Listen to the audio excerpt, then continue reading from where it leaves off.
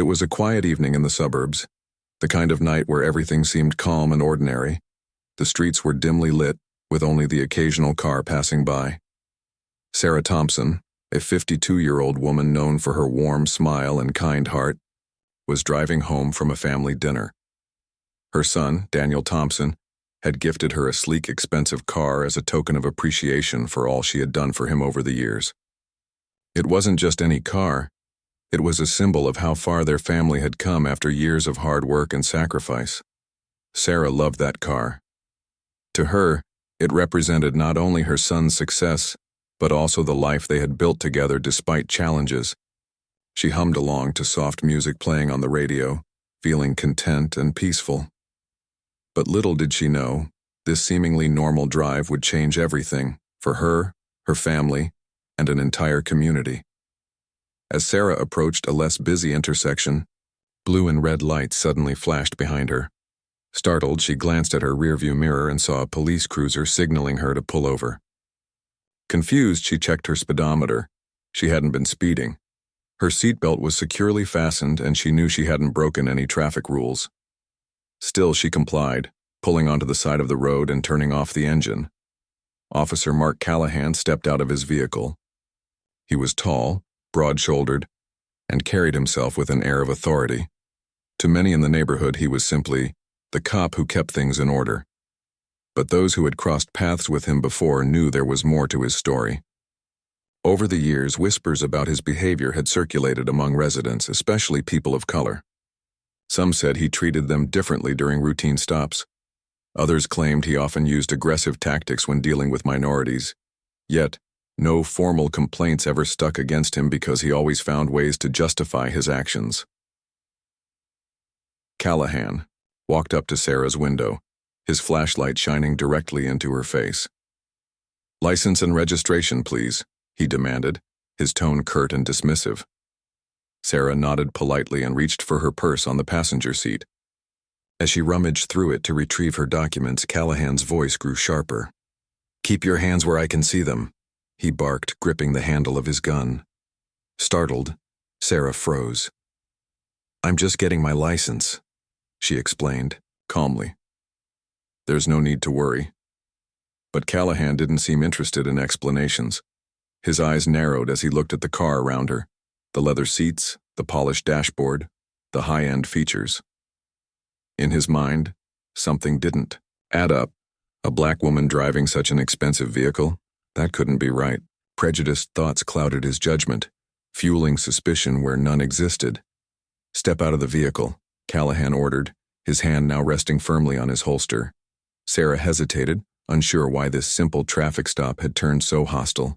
"Why?" she asked, her voice steady but tinged with concern. "I haven't done anything wrong." Callahan ignored her question and repeated his command, louder this time. Reluctantly, Sarah opened the door and stepped outside. The cool night air hit her skin as she stood under the harsh glare of his flashlight. Her heart raced. Not from guilt, but from fear.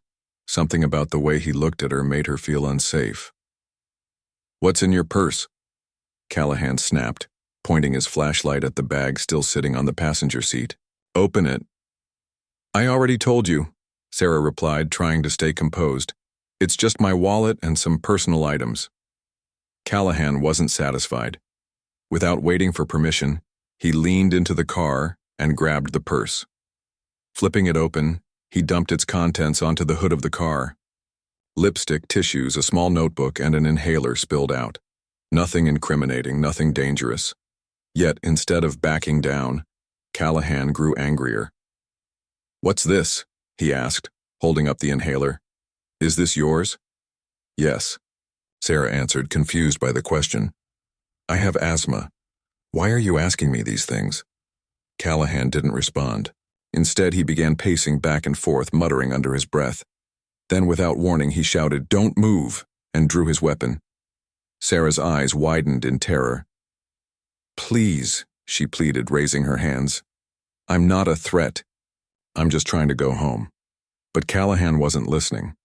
Whether it was his own biases, unchecked anger, or a mix of both, he pulled the trigger. The sound of the gunshot echoed through the empty street, shattering the stillness of the night. Sarah collapsed to the ground, clutching her chest. Blood seeped through her fingers as she struggled to breathe. Neighbors heard the commotion and rushed outside, horrified by what they saw. Someone called 911 while others tried to help Sarah, but it was too late. By the time paramedics arrived, she was gone. Lifeless. Gone forever. News of the shooting spread quickly, leaving the community reeling. For Sarah's family, the pain was unbearable. Her son, Daniel, received the call while working late at his office. At first, he thought it was a prank, a cruel joke meant to rattle him. But as the caller explained what had happened, reality sank in. His mother, the woman who had raised him with love and sacrificed so much for his future, was dead, and the person responsible wore a badge. Daniel's grief quickly turned to rage. He couldn't understand how a routine traffic stop could end in such violence. What had his mother done to deserve this? Why had Officer Callahan reacted the way he did? These questions haunted Daniel day and night, driving him to seek answers and justice. Meanwhile, social media erupted with outrage. Videos of the incident captured by nearby security cameras surfaced online, showing the stark contrast between Sarah's calm demeanor and Callahan's escalating aggression. Protesters gathered outside the police station, demanding accountability. Signs read, "Justice for Sarah and no more excuses." The nation watched closely, waiting to see if this case would finally break the cycle of impunity surrounding law enforcement misconduct. For Officer Callahan, the days following the shooting were tense. Initially, he defended his actions, claiming self-defense. "She reached for something," he told investigators. "I thought she had a weapon." But as more evidence came to light, including witness testimonies and expert analysis debunking his claims, his story began to unravel. The weight of public scrutiny bore down on him, yet he remained defiant, convinced that his badge would protect him once again. Little did he know, this time would be different. This time someone powerful was watching. Someone determined to make sure Sarah's death wouldn't be forgotten, and that someone was her son, Daniel Thompson, the federal prosecutor who had spent years fighting corruption and injustice. Now he was ready to take on the biggest fight of his life.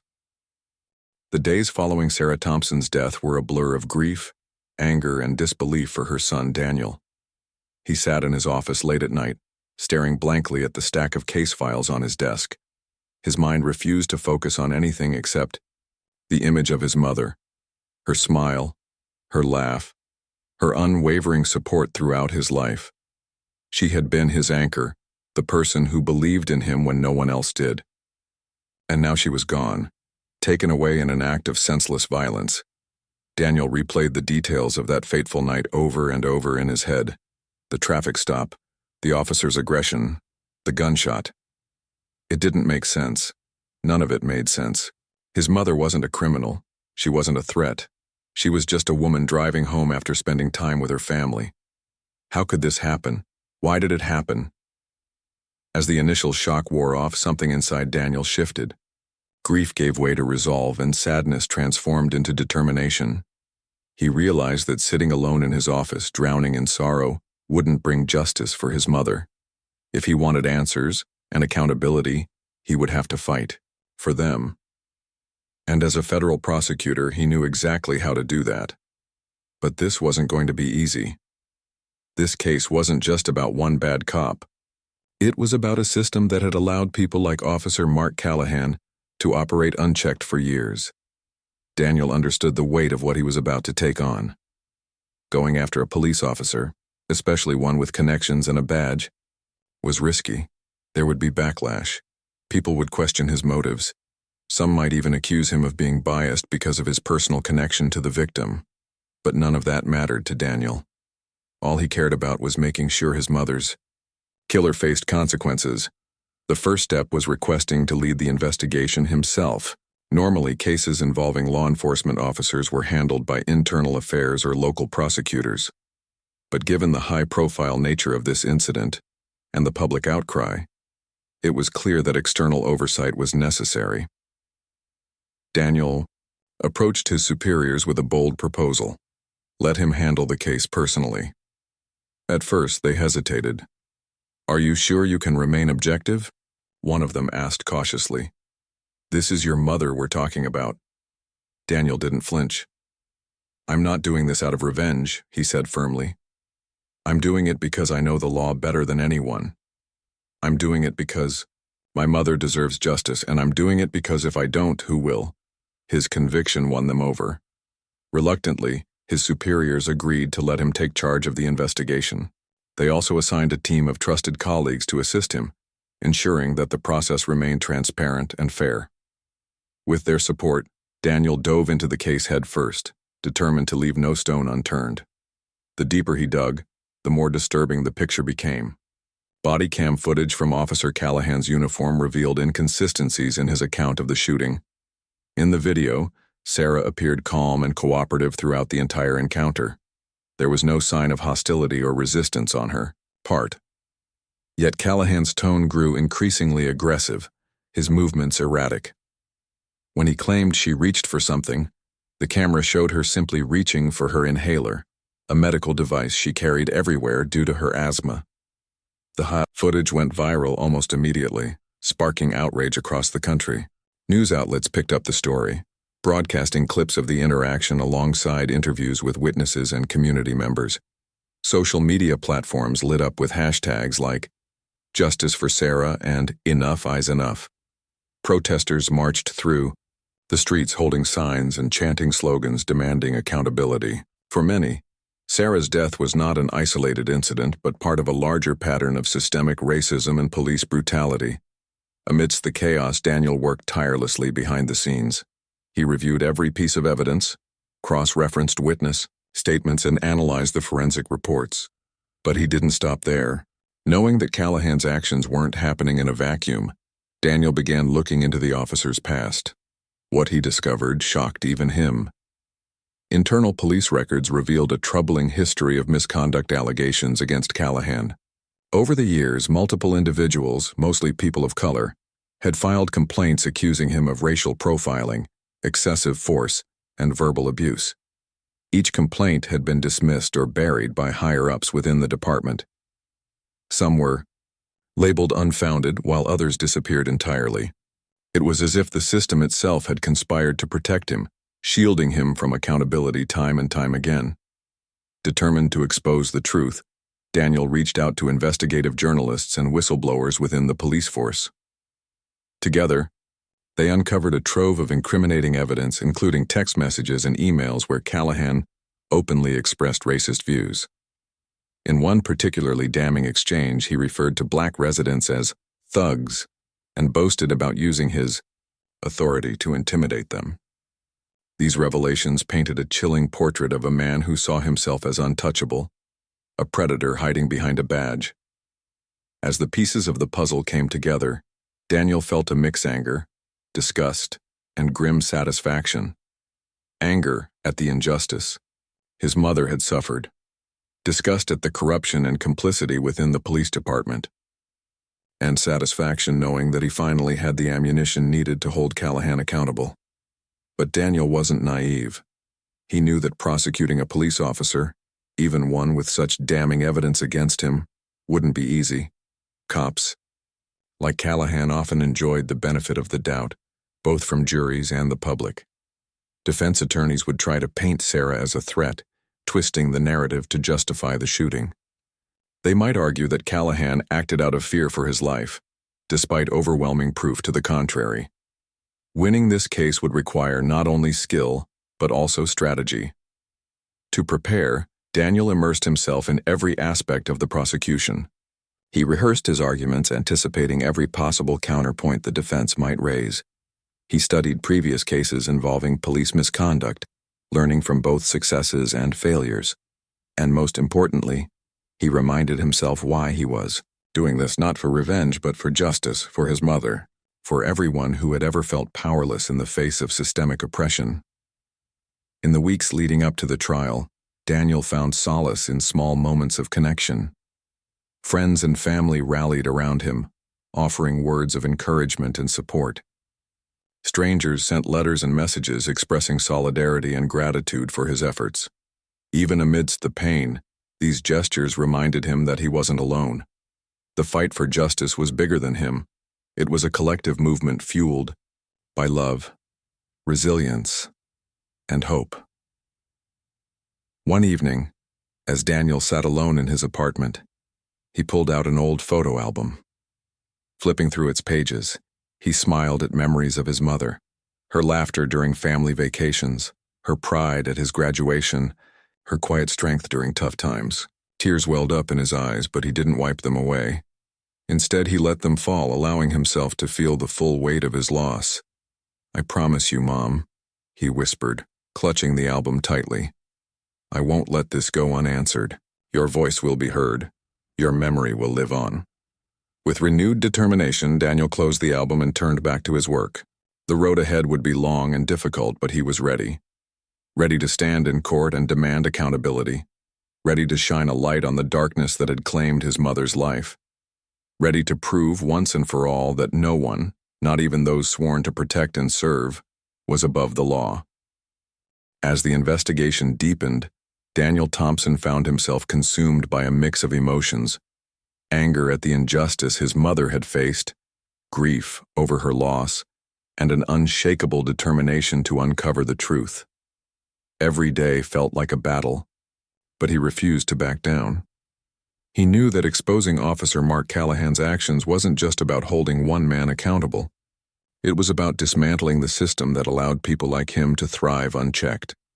Daniel's first major breakthrough came when he teamed up with investigative journalist Maria Alvarez, a seasoned reporter known for her relentless pursuit of justice. Maria had been following Sarah Thompson's case closely since the body cam footage went viral. When she heard that Daniel was leading the investigation, she reached out immediately. "I want to help," she said during their initial meeting. "This isn't just your fight, it's everyone's." Together they began digging deeper into Callahan's past. What started as a routine review of internal police records quickly turned into a treasure trove of damning evidence. Complaints against Callahan stretched back years, each one more disturbing than the last. A young black teenager claimed Callahan had slammed him against a car during a traffic stop, leaving bruises on his arms. A Latina woman reported being called derogatory names while being questioned about a minor parking violation.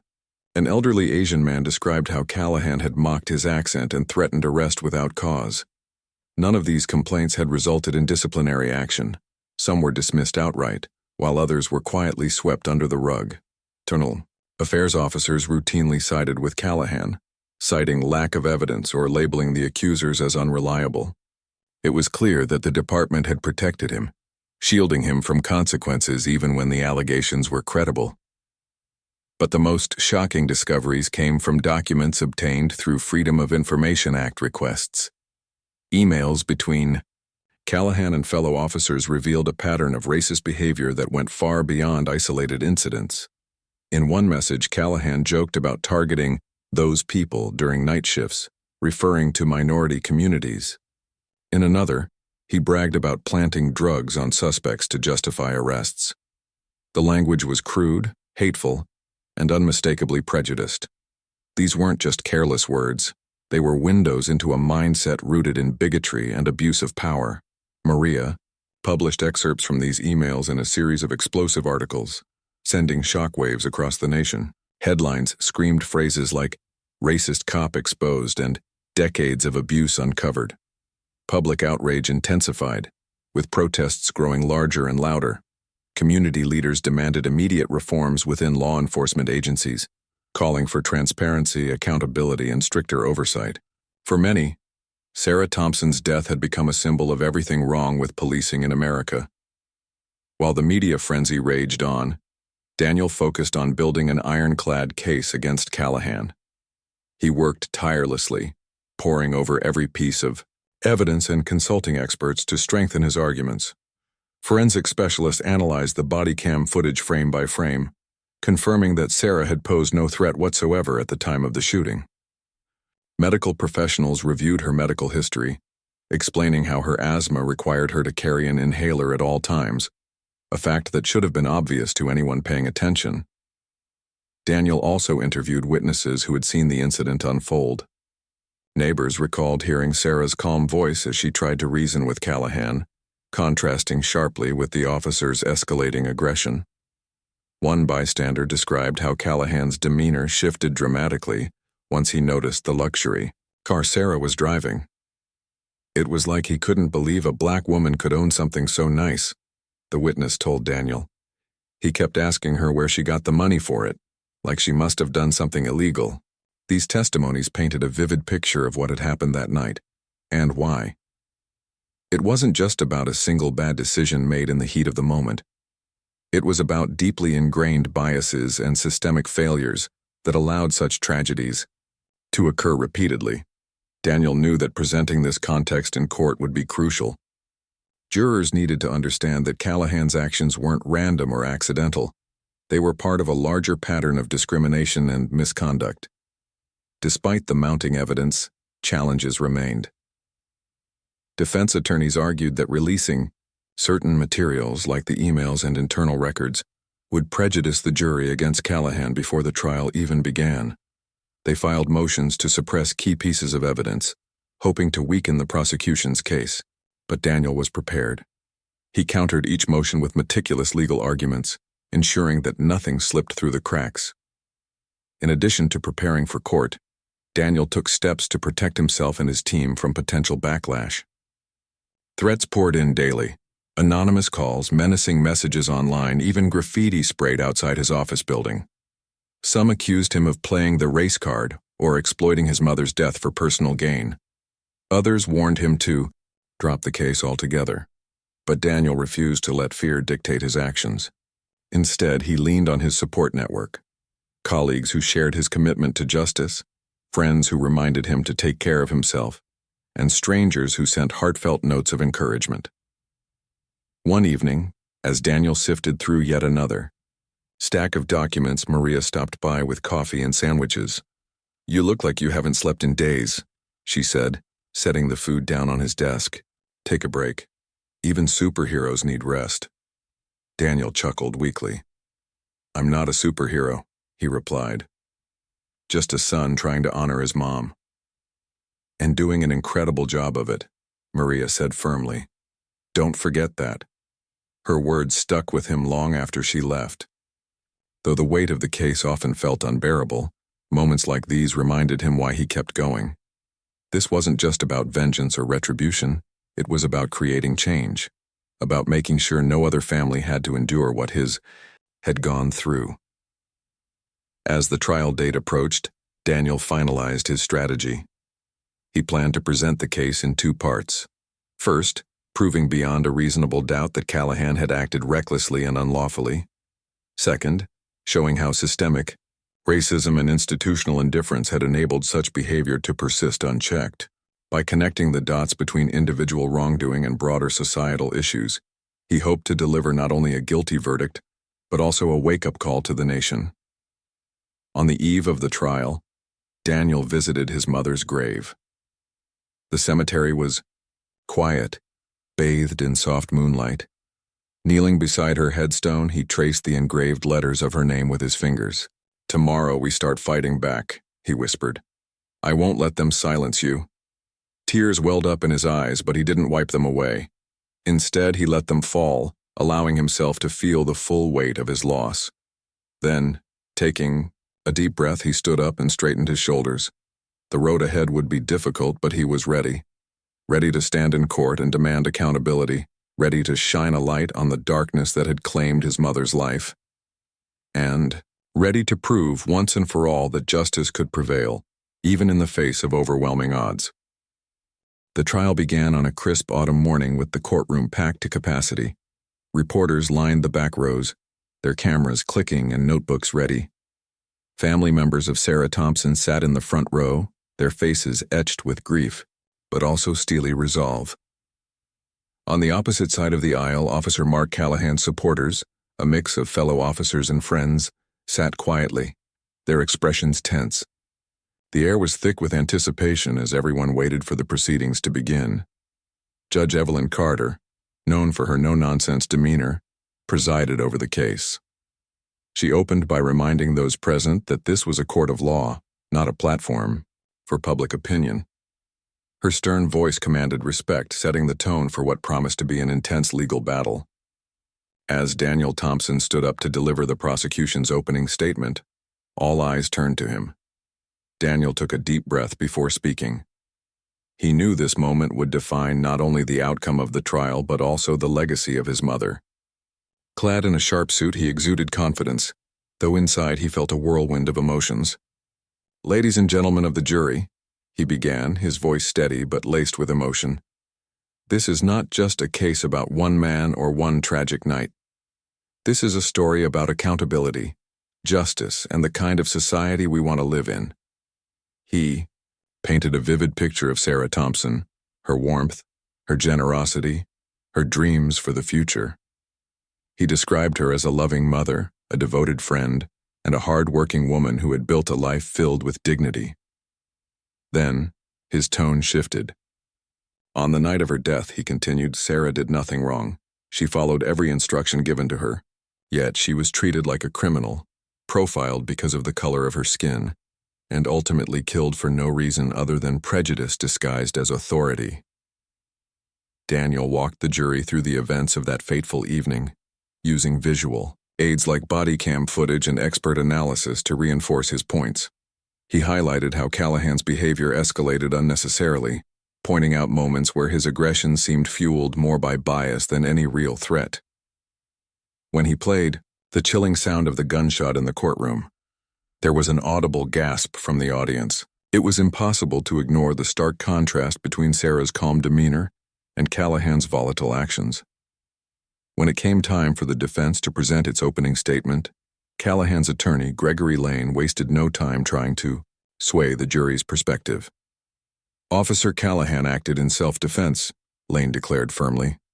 "He believed his life was in danger, and he made a split-second decision based on limited information."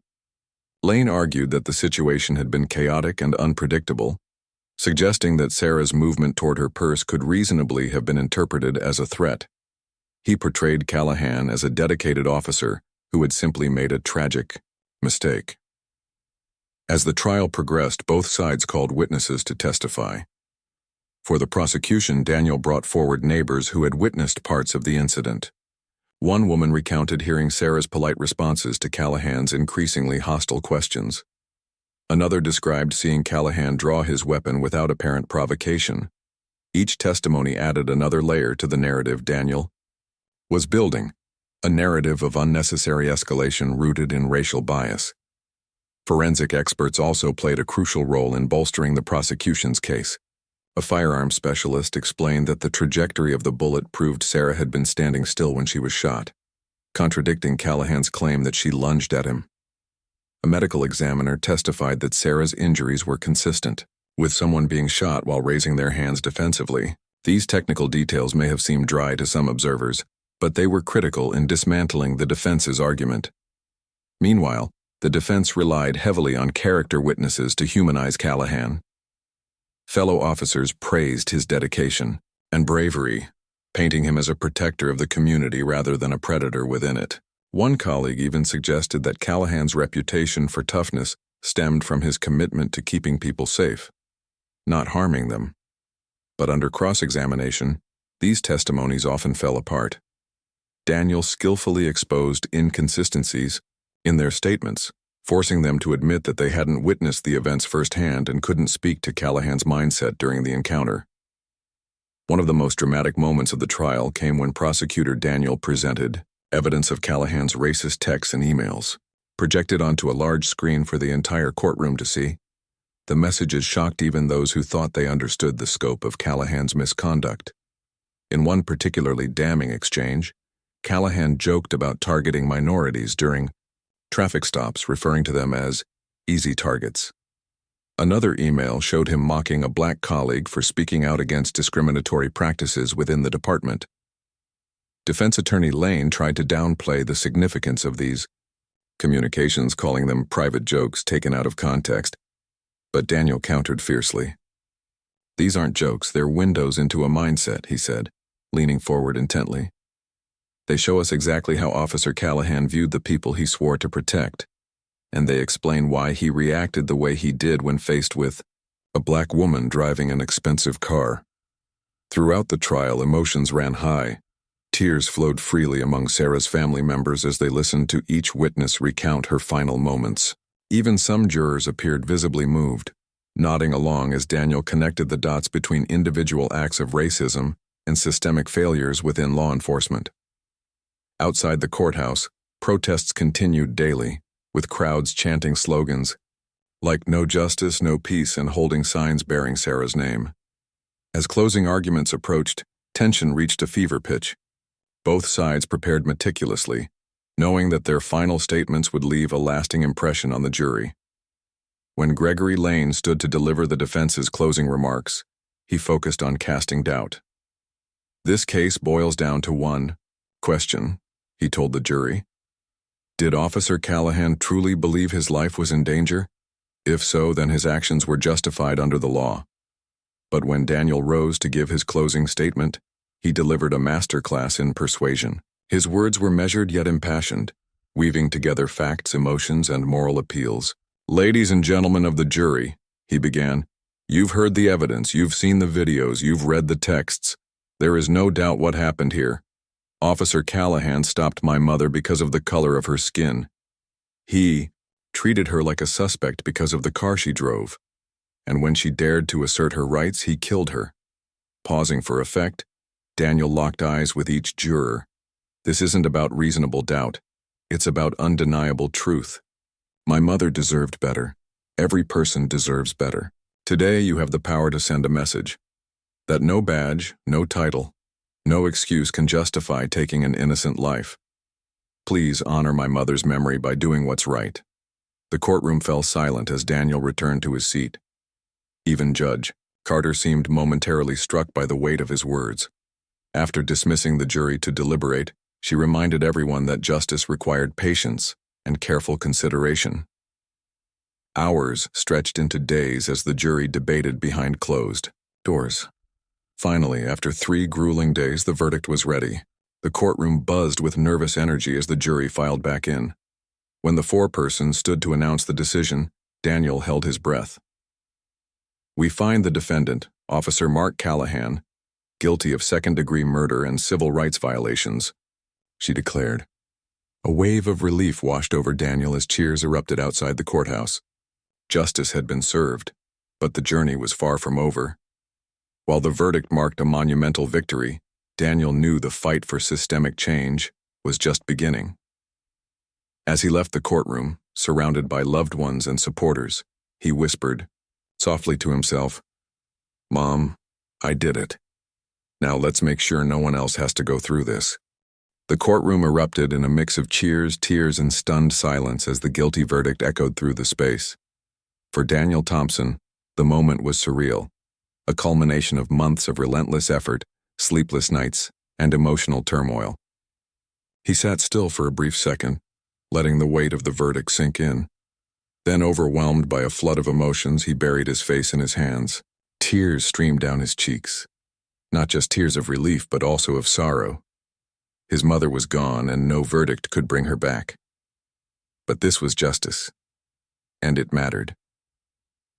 As the judge prepared to move into the sentencing phase, the atmosphere shifted. The defense team looked defeated, their heads bowed. Officer Mark Callahan, who had remained stoic throughout much of the trial, finally showed cracks in his armor. His shoulders slumped and his eyes darted around the room as if searching for an escape that didn't exist.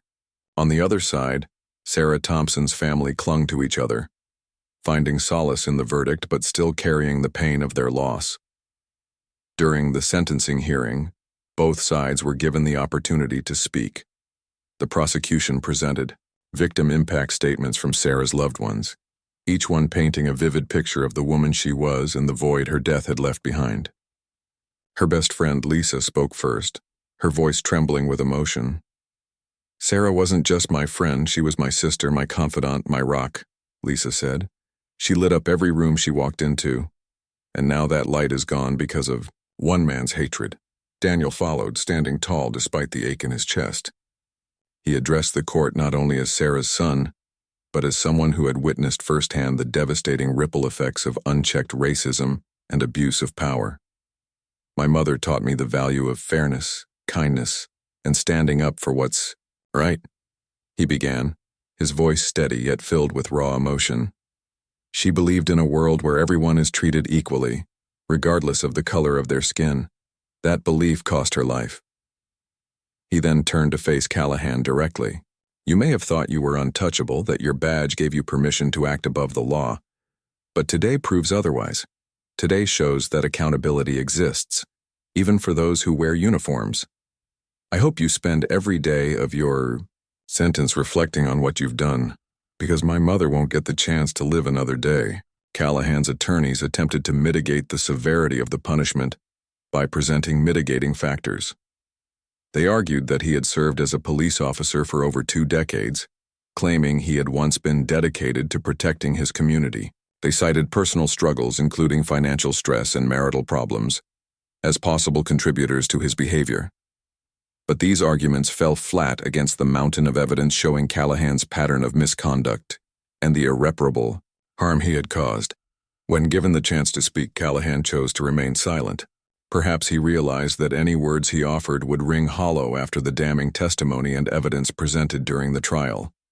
Or perhaps he simply couldn't muster the courage to face the families and communities he had wronged. Finally, Judge Evelyn Carter delivered her ruling. After acknowledging the gravity of the crime and its broader implications, she sentenced Callahan to death, a rare and controversial decision in cases involving law enforcement officers. This court recognizes the need for proportionality in sentencing, Judge Carter stated firmly. However, the egregious nature of your actions, coupled with your history of misconduct and lack of remorse, leaves no room for leniency. Justice demands that you be held accountable to the fullest extent of the law. The courtroom buzzed with reactions. Some applauded the decision, seeing it as a long overdue reckoning for systemic injustices perpetuated by individuals like Callahan. Others expressed discomfort with the death penalty, arguing that while accountability was necessary, taking a life, even that of a convicted murderer, was morally questionable. Outside the courthouse, protesters held signs reading, "Justice," served alongside others calling for an end to capital punishment. The nation watched closely, divided in its response but united in recognizing the significance of the case. For Daniel, the sentencing brought a sense of closure but also unease. While he was grateful for the outcome, he wrestled with conflicting feelings about the death penalty. Growing up, his mother had always emphasized forgiveness and compassion. Would she have wanted this? He didn't know for sure. What he did know was that the system had finally acknowledged her worth and the injustice she endured. That alone was a step forward. In the weeks following the trial, the story dominated headlines nationwide. Talk shows, podcasts, and news outlets dissected every aspect of the case, from the body cam footage to the racist texts uncovered during the investigation. Social media platforms buzzed with hashtags like Yike Accountability Matters and Systemic Change Now. Activists seized the momentum, organizing rallies and town halls to push for reforms in policing practices, including stricter oversight, mandatory bias training, and independent review boards for misconduct allegations. Meanwhile, Daniel found himself thrust into the spotlight. Requests for interviews poured in, and organizations invited him to speak at events advocating for criminal justice reform. At first, he hesitated, unsure if he wanted to relive his mother's tragedy publicly. But eventually, he agreed, realizing that his platform could amplify voices calling for change. In speeches and interviews, he emphasized the importance of addressing systemic issues rather than focusing solely on individual cases. "My mother's death wasn't an isolated incident," he often said. "It was the result of a broken system that allows prejudice and corruption to thrive. We can't stop here. We have to keep pushing for meaningful reform." Despite the progress, backlash lingered. Supporters of law enforcement rallied around Callahan, portraying him as a scapegoat unfairly targeted due to public pressure. Some even launched online campaigns to raise funds for his appeal, framing the trial as politically motivated. Critics accused Daniel of exploiting his position as a federal prosecutor to exact revenge. These accusations stung, but Daniel refused to engage. He knew the truth, and he trusted that the evidence spoke for itself. Amidst the noise, Daniel sought solace in small, quiet moments. He visited his mother's grave regularly, bringing fresh flowers and sharing updates about the case.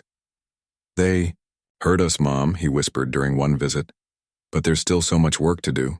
He also leaned on his support network, friends, colleagues, and strangers who had reached out with messages of encouragement. Their kindness reminded him that he wasn't alone in this fight. One evening, as Daniel sat on his porch watching the sunset, Maria Alvarez stopped by with coffee and snacks. "How are you holding up?" she asked, gently sitting beside him. "Honestly, I don't know," Daniel admitted. "Some days I feel like we accomplished something incredible. Other days, I wonder if it's enough." "It's enough for now," Maria replied. "Change doesn't happen overnight, but this case has already sparked important conversations. People are listening, and more importantly, they're acting." Her words resonated deeply. Daniel realized that while the verdict marked a significant milestone, it was only the beginning of a larger movement toward justice and equality. The road ahead would be long and challenging, but he was ready to walk it. For his mother, for his community, and for everyone who deserved a fairer, safer world. As the sun dipped below the horizon, casting golden hues across the sky, Daniel allowed himself a rare moment of peace. He thought about his mother, the lessons she had taught him, the love she had given freely, and the legacy she had unknowingly inspired. Though she was gone, her spirit lived on, not just in his heart, but in the countless lives touched by the fight for justice she had ignited. Years passed since the trial that changed everything, not just for Daniel Thompson, but for communities across the nation. The case of Sarah Thompson's death and Officer Mark Callahan's sentencing became a turning point in conversations about police accountability, systemic racism, and criminal justice reform. While the verdict brought a sense of closure to some, its ripple effects continued to shape society in profound ways. For Daniel, life slowly began to settle into a new rhythm. The initial media frenzy died down, though reminders of his mother's legacy were everywhere. Her name appeared in headlines when activists pushed for legislation aimed at curbing police misconduct. Lawmakers cited her story as they debated policies requiring body cameras for all officers and establishing independent oversight boards. Schools introduced programs teaching students about social justice, using her case as an example of how courage and determination could lead to meaningful change. In honor of his mother, Daniel founded the Sarah Thompson Memorial Foundation. Its mission was simple yet powerful: to support underprivileged youth pursuing careers in law, education, and advocacy. Scholarships funded by the foundation helped young people from marginalized communities gain access to opportunities they might otherwise never have had. "Education is freedom," Sarah used to tell Daniel when he was growing up.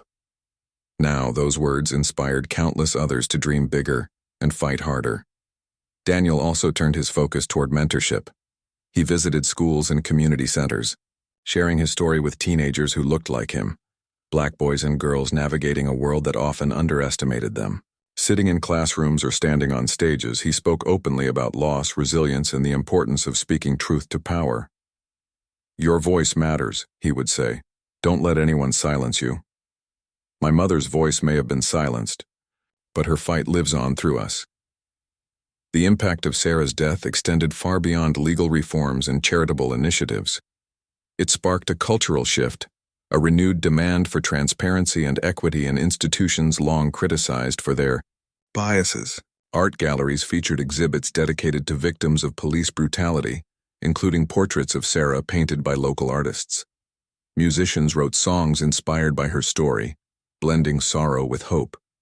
Writers penned essays and novels exploring themes of justice and forgiveness, ensuring that her memory remained alive in literature and art. But not everyone celebrated these changes. Critics argued that the focus on individual cases overshadowed deeper systemic issues. Some accused the movement of vilifying law enforcement as a whole, while others claimed it ignored the complexities of policing. These debates raged on, reflecting the ongoing tension between progress and resistance. Yet, even amid controversy, one thing was clear. Sarah Thompson's death had forced America to confront uncomfortable truths, and many refused to look away anymore. On the 5th anniversary of her passing, Daniel organized a commemorative event in the park where she used to take him as a child. Hundreds gathered under clear blue skies, carrying flowers, candles, and signs bearing messages of love and solidarity. A choir sang hymns, their voices rising softly in harmony. Speakers shared stories of how Sarah's legacy had touched their lives, inspiring acts of kindness and calls for justice. At the center of it all stood Daniel, holding a framed photo of his mother, smiling despite the tears streaming down his face. As the ceremony drew to a close, Daniel addressed the crowd. His voice cracked with emotion but remained steady. "My mother taught me that love is stronger than hate, that light can dispel darkness, and that every person deserves dignity and respect," he said. "Today, we remember her not just as a victim but as a symbol of hope.